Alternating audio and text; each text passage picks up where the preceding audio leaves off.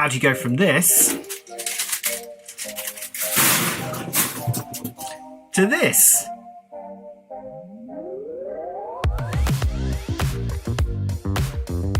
Hi, I'm Laurence. We're going to go through some of my big builds step by step so you can see how I planned and made them and hopefully give you some inspiration to build big. We're going to go through step by step so you can see the process and how I plan them and make it easier for people who want to build big. Please like and subscribe if you want to see some more. Today, we're going to go through my current build and I think probably the best thing I've ever built, so the Coronation of Guilliman. This is a piece based on an original artwork by the artist Pedro Nunes. I'll put his link here so you can see it and then go and follow him because his art is amazing. And it was for the Gathering Storm 40k campaign. I absolutely fell in love with this piece immediately.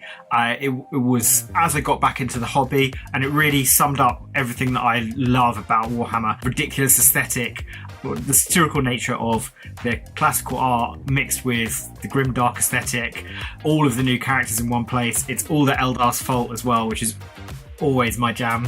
So I absolutely love this piece of artwork and really encourage you to go and follow the artist as well. I spent quite a lot of time looking at this piece because it was amazing and really inspired me and was part of what I felt like 40k had moved towards in the 15-year gap that I'd had. While I was gazing at it lovingly, I started to notice that all the characters all the characters in the artwork are based on the models themselves. So it kind of took me a while because I don't own any of these, but then I bought Celestine I just bought Celestine for the hell of it because it's a beautiful model, and I started to see that he'd basically done the characters to scale, so why not build it?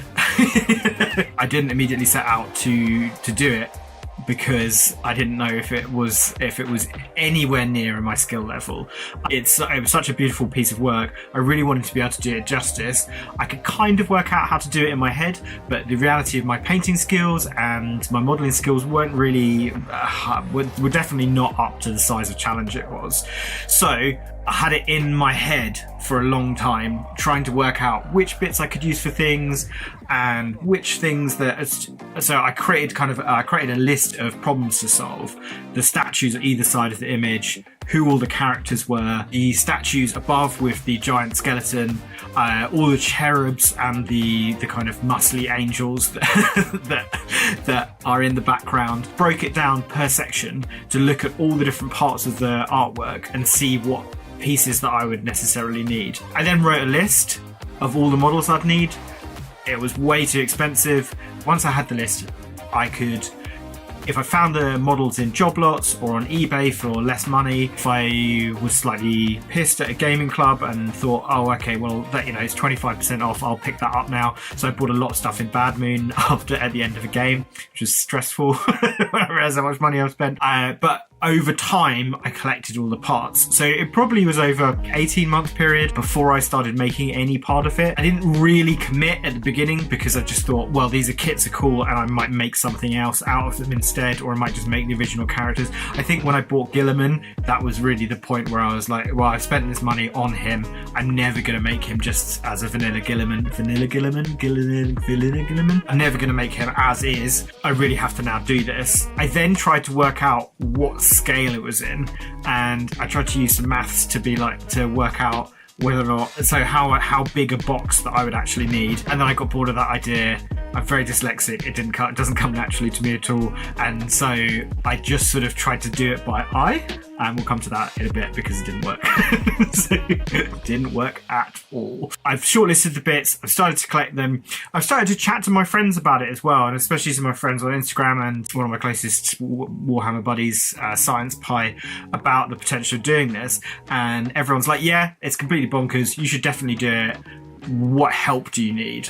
Which was kind of overwhelming and wonderful, but I think for a project this scale, you need so many bits. You need more bits than you possibly think you possibly need, and they're expensive, so it's hard to get them all together. My friends helped me out on a huge basis here, sourcing me parts, finding me extra Imperium bits, because I don't really make Space Marines. This is the second Space Marine model that I've made, and third Space Marine model I've made.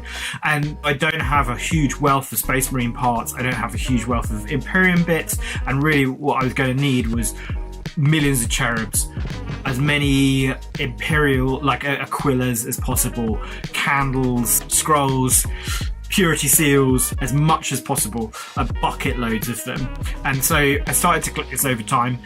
One of the really key pieces of the kit was when I picked up the Triumph and St. Catherine, and there's so many Gothic parts in that really that was the kind of cornerstone of building everything else, which I didn't really think was going to be the case, but it did. I needed a box, which was a real struggle. I looked in lots of different places online. I eventually plumped for this wooden box with a particular diameter that I thought was right. I wanted it to be quite deep, so I could fit in a lot of depth to the model and have lots of different sections and kind of work on a sort of Joseph Cornell style, so it gave the illusion of more depth than it actually had. I was very concerned about fitting in as many Marines as possible into the front of it to create a sort of crowd feeling.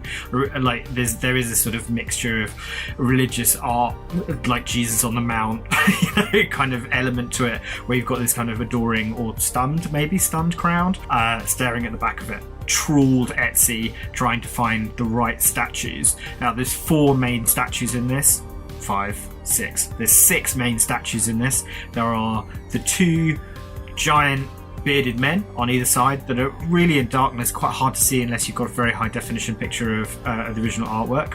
Then you've got the 2 Greco-Roman reclining Davids, so it's like holding the flags at the top. You have the giant skeleton, and then you've got this kind of winged death figure in the middle. So none of those were things that I'd seen in GW. I don't think there isn't the sculpts of them. So it was trying to match up as closely as possible to what was on the artwork. Fortunately, I feel like the artist probably used a lot of classical references, and I love classical art, so it was great fun tracking these down. Great fun. Maybe great fun's not the right word, but it was fun tracking them down. So for the 2 giant statues, I found on Etsy Zeus and Poseidon. They're not quite right, and actually I think possibly I misjudged the scale a little bit, but like they were absolutely close enough for a tiny detail in the part. Poseidon's great, his arm is exactly in the right place, it really wasn't going to be a problem. Zeus, his arm's a bit funky, but I just thought I could probably do something with that, and it was a bit of a pain, but I thought we could probably change that, so it was fine. The top statues really bothered me for a long time. I really didn't know what to do with this. I couldn't find matches. I could swear that I'd seen somewhere that kind of repose, and if you can find the statues the original artwork is based on, I'll be very annoyed at you because I couldn't do it. The closest I could find were Dawn and Dusk from the Medici tomb by Michelangelo that I'd seen in Florence years ago, and the great thing about that is there's a whole project to scan all these like classical and antiquity statues and buildings. You can find 3D files online, and a friend of mine very kindly printed them for me, which really solved that problem, and I'm very happy with the result with that. I think it's probably one of my favourite parts of the model. So that's very cool. And they needed to get the giant skeleton. I just decided not to do it. I found some 3D prints of skeletons, tried it. It just looked too goofy. I really couldn't find one that kind of captured what I wanted it to look like. I felt having the Emperor sat above him, I feel like it's meant to be the Emperor in the original art anyway, or some sort of representation of him, so being able to find like a sort of Emperor sculpt was very cool. And I found this, my friend suggested this one based on this piece of artwork with the severed hand and this wonderful 3D sculpt of it, and that's really kind of, I think, helped balance the model a huge amount. I also put some lots of wings in because wings are good and they really make a big difference to the model. That is kind of my planning stage, and this took a really long time. Like I didn't come up with any of these ideas immediately. I was working in a different job and building other things at the same time, but always in the back of my head was, how can I solve this problem? What can I find? So I built up over time this collection of parts and kits under my bed in a stack of boxes so that I could eventually start building it. Once I'd solved enough problems, I felt like I could now go for it. When I'm building, I almost always use a blue tack stage where I blue tack all the pieces together so I can see roughly what the shapes are, where the areas of weaknesses, what does work and doesn't work, and then I build off that. This is really difficult to do for a model this scale because you just can't physically blue tack it all without all the bits falling off, and also everything just gets disgusting and covered in blue tack. So the blue tacking phase was going to be very interesting, so let's see how that goes. There's a list in the description below of all the parts I used. If I can fit it all in, I'm sure I can fit it all in. And a lot of the people who helped me out with this, I will try and give everyone shout outs, but it's the number of people who've helped me with this, it's very hard to actually remember who everyone is. I really wish I'd written it all down, and I think in future projects, if I do get help like this, I'm definitely going to write down every single person who's helped me because it's been amazing. But I've lost track over the bit swaps and like what's going on, so I'll try and give people shout outs but if I miss you off, I'm really sorry. Just give me a heads up and shout at me. I'll be like, I'm so sorry, because it was a huge collaborative effort finding all the parts for this. It really was, and so thank you so much. So I have my big pile of boxes. I have my big pile of bits. Here's all the kits. Then the box itself turns up, so really cool. So now I've got to build some of it so that I can fit. I could do a dry fit and work out what fits and what doesn't. I started off by clipping everything out, which was really stupid. Because I then couldn't find any loads of bits. I clipped everything out, as in like, here's Celestine, here's Guilliman, and I put it all into separate boxes and made this like beautiful pile of video you can see here. A huge amount of time later, I did live stream video for this as well, which kept me going because it was incredibly boring. Sister Gianita, Erith Gianita, and this Triumph of St. Catherine, all cut into bits here. Also this interesting ring that I don't know, I've got for like £2, so I'm going to try using that as well or something. Then you have the Battle Sanctum, all the wings and the Angel Celestine, I think it's Celestine for the Battle Sanctum. You then got Celestine herself, Greyfax, Guilliman, Captain Cassius, who I think is in it because I can't tell because it's so obscured. I'm going to reread some of the lore soon just to double check. You then got Yvraine, Marnius Calgar, and the Victrix Guard. Who is this? Cool as well. So that's cool. So tomorrow or the next couple of days, I will start to blue tack the models that need some like dry fitting, or something like Yvraine. I'm just going to build her because she's pretty much identical, just needs some slight arm changes, and I think that will make it a lot easier to fit all the things together. Build the frame with this, build the throne with this, all of the extra pieces as well. Going through this, I think I do actually have enough hooded figures to build all of the creepy winged statues. Very excited about that. So yeah, really near to begin actually building the thing. Let's see, but there are a lot of bits here. I'm also going to use my bits collection in here, and then over there, all that shelving is boxes of bits as well, which I'll probably end up using for this as well. This wasn't a good idea, but it really got the ball rolling, because every stage of this I was stuck with absolute like perfectionism paralysis, and it took a lot to get over myself, start building it, start painting every section, building it, painting it, buying the bits. Every single part of that has just been full of self-doubt and like worry and being like, oh, I can't do this, and then going to do another project and then putting it aside, putting it under the bed, forgetting about it, doing something else. Getting started in any part of it was really helped push me to actually get it done. So clipping it may be stupid, but it worked. I then built Inquisitor Greyfax with her little scroll. It was the first model I built. I thought, well, I know exactly what she's going to look like. Once she's done, I don't need to worry about her at all. I think my green stuff skills are not particularly good, and the scroll is a little bit shrunky, but she's such a small part of it doesn't really matter. I then built Celestine because I felt like I could see exactly how she was laid out with her wings at a different angle. So her wings are very much parallel to each other. They don't fit onto her back, so I had to extend her back slightly and put it as a little bit messy as well. Then positioning her arms so she's holding the iron halo was an absolute nightmare. Trying to straighten out like little stubby arms at any different angles, very difficult. I have got a lot of Sisters of Battle and Eldar arms. I think I gave her like an Eldar arm to hold it. I'm not 100% sure, I can't remember. What I saw on what I saw on the artwork was that Celestine and Greyfax are like layered together, so I made sure that they were almost like one piece, because really that it gives a solid foundation to where Guilliman sits. Now Guilliman himself, you may notice I didn't start with Guilliman. That is because the fear was real that I couldn't make him look right. I knew that his pose is very dynamic, his torso is twisted to one side, he's not sitting down.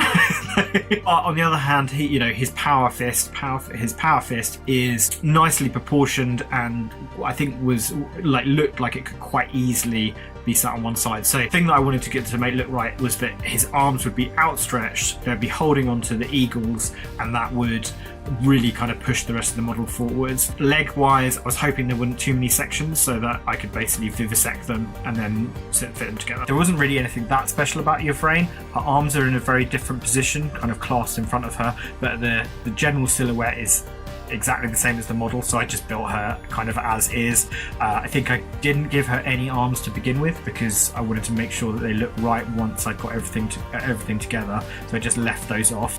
I put a couple of the background custodies together as well. I'd never built any custodies, so I just fancied it, and they were kind of plain. I didn't really have to do very much. I had to alter the arms slightly. I gave them a couple of extra cogs as well, just to hide some of the joins and positioning. I'm quite happy with those. It just wasn't, it's not such a big. And then with Guilliman himself, blue tacked his torso together, his head, one arm, and like a bit of some sort of undercarriage, so that I could get a sense of where he would sit and what I could do with him.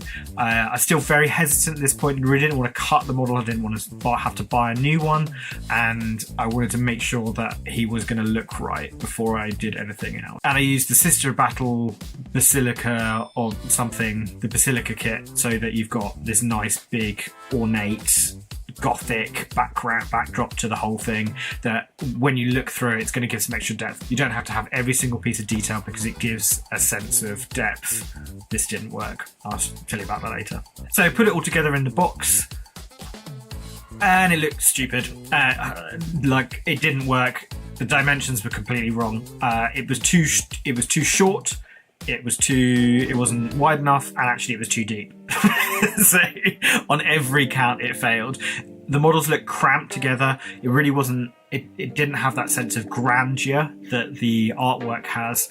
It would have been okay, but I needed something bigger. I went back onto Etsy, and eBay, and spent ages trying to find another box, and managed to find this box that was not as deep, but wider and taller. The exact dimensions are somewhere. And it looked much better, so I put all the bits together, put everything that I'd collected. So this is the stage where I got to, where I really felt confident now that I could build Coronation of Guilliman.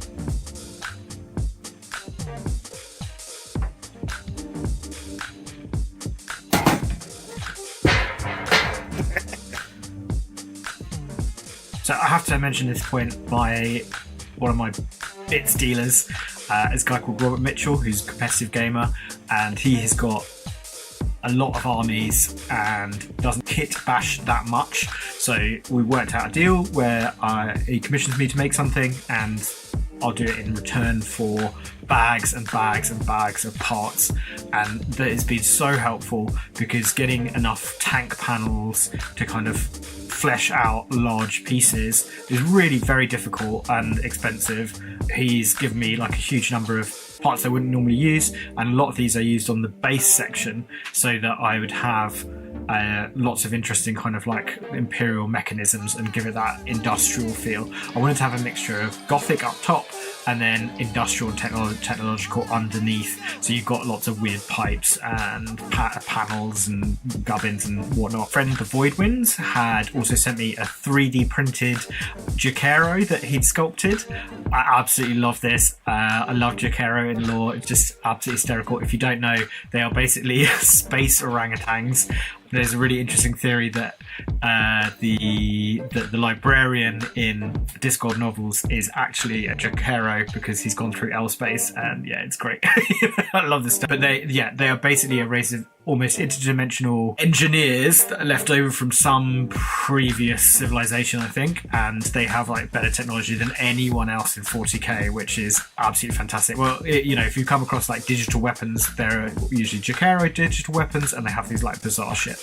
I really wanted to put a piece of that artwork, a piece of that lore in this model. I didn't just want to make exactly what the artwork is. It's tucked away in the very bottom corner, so you can hardly see it. Now, incredibly annoyingly, when I was base coating it, I did base coat this section a bit too heavily, and I lost some of the detail on it. But it's almost invisible, so I'm going to see if I can rescue that while I'm painting it. I used a highly technical method to reposition the arms of the statues using a hammer to smash a bit of the model, so to smash its arm off so that I can reposition it. I left Zeus's arm for a really long time because I didn't want to mess it up, and we'll see how that went later on. But once I had these two statues, that was something that I could stop thinking about. I knew where they were going to be positioned on the model, and I could build things around them. I started building the model. I really went hard on the detail in the base. Probably because it was something that's going to be mostly obscured, and it was quite a lot of pure fun to build. I also put in the base of the throne, which is the base section from the Triumph of St. Catherine. I cut like two bits of the base off at the sides, and then I could just bend it up so that it fit behind. I think it's a really nice like detail, and it kind of helped pop Guilliman out slightly from the background. I got this brass plate from my old job when we were throwing out rubbish, and I think it has a really nice texture on it, and unfortunately you can't really see it in the rest of the model, and actually it was kind of in the way, but I thought you might be able to see some of the reflection through from it, but in the end you didn't have to. I then started work on Guilliman himself, so I bisected the model, so I cut every single join, and this meant I could reassemble him while sitting up. Now he isn't really complete. So he doesn't have a back part of it I left off. He doesn't really have an arse either. What it is essentially, it fixed him to the chair rather than have him stick out too much. Now, so with a model like this, when I'm building a model like this, I'm always thinking about what it's going to look like from only a couple of different positions. It really doesn't matter if the full model doesn't exist, as long as there's no part of it that you can see that there's a problem. If you can't make a join, or if you can't fit something in perfectly, just leave it out, as long as it's not visible from when you're seeing it from the front. And now I know there's a sense of that there's that tradition in painting that you paint the things that no one else is ever going to see, and it gives you a sense of completion. That is one way of doing it, and I really admire it. It's a very intense way of painting that I can't personally do, and I find it quite stressful.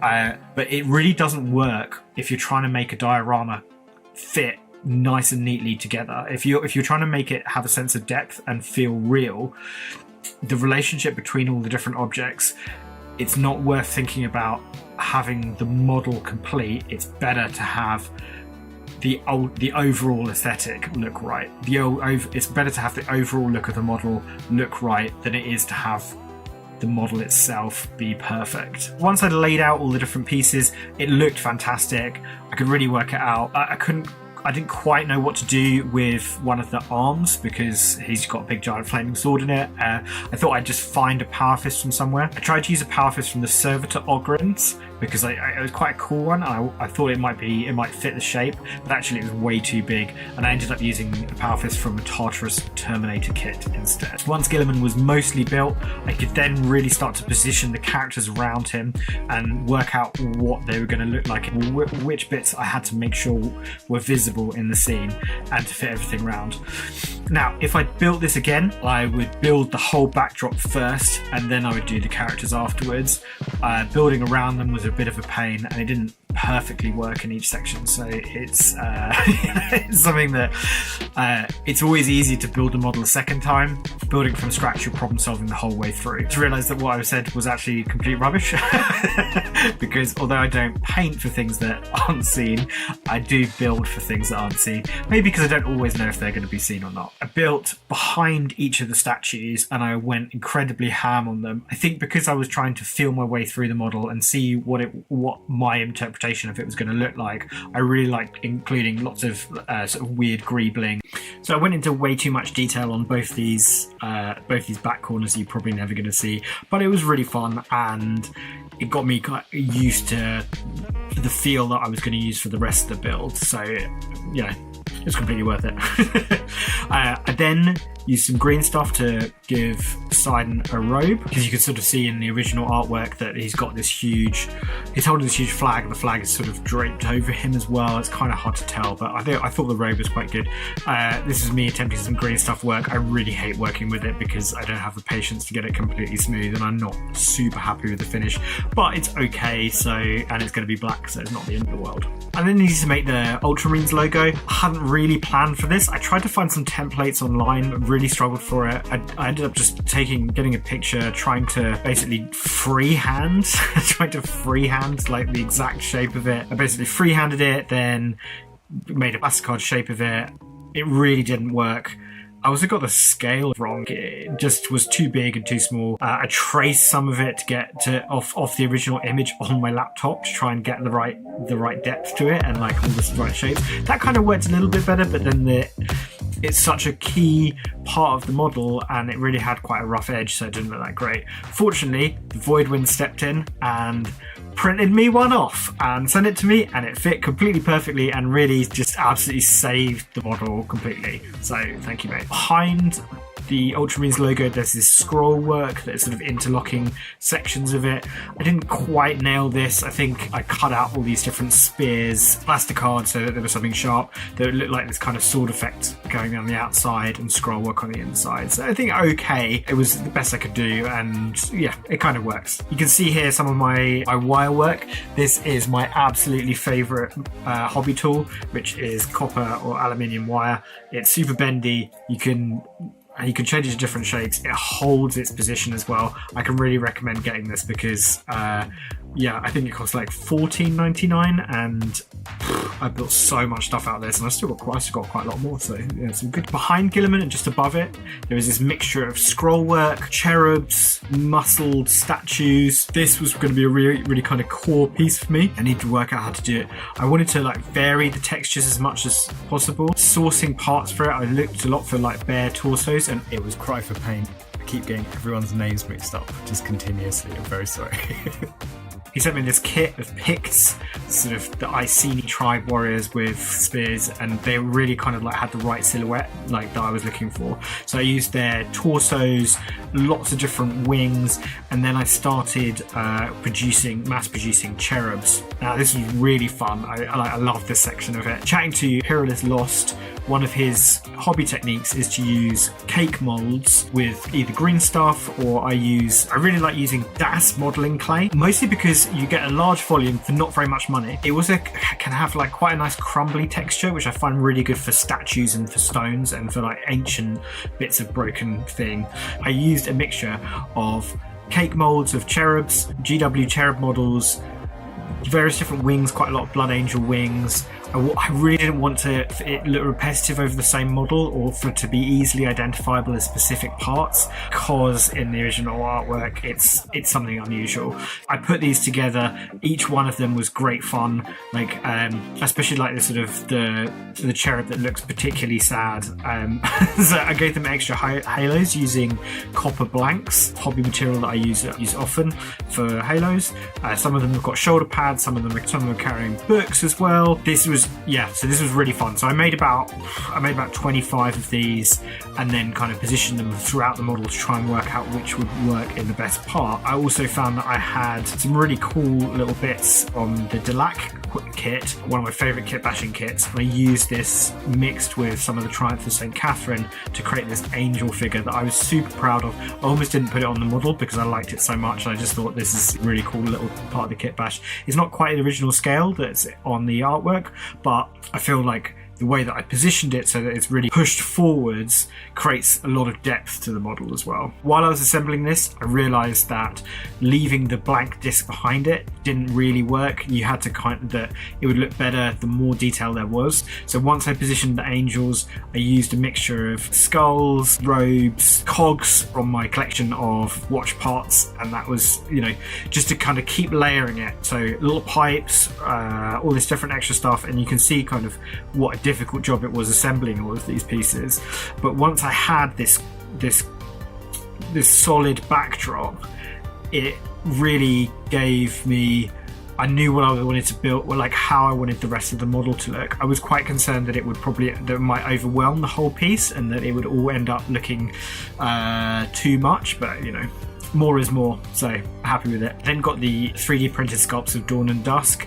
These sat so nicely on top of the model. I tried a few different ways of positioning it with spoiler at the backdrop as well, which I also made of Das modeling clay and a cake mold. From the point I started building it, this has been all of November and December, and now I'm coming into February and it's still taking some time, and then suddenly it's March and it's Smash Bash time, so I made this. Ta-da! I love Smash Bash as a competition, and it was interesting going from one large project to another large project at the same time. I felt like I had got a bit stuck. I wasn't feeling super confident with exactly how I was going to do every part of Guilliman. It really gave me some chance to build something different, and I got very excited about how to work out how to defy gravity and whatnot. So I will do a video on that build another time. So creating the Emperor, the throne and the model itself were good, but like a little underwhelming compared to the rest of this. I wanted to have balance with Guilliman down the bottom and the Emperor, his father, sitting above. I used another brass blank, but a much larger one so that it would match up to the one below.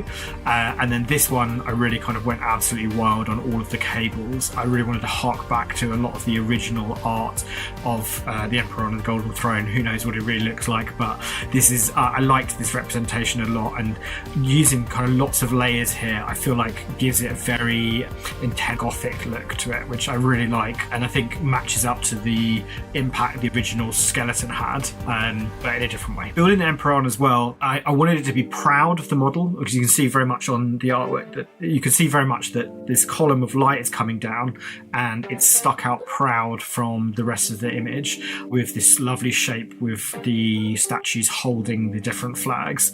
Sourcing all the flags was a nightmare, and loads of people helped me with this. So it's a mixture of sort of some Eldari flags from the Aspect Warrior kits and Imperium flags from the Tempestus Scions kits. They're really, really great kind of shape to them.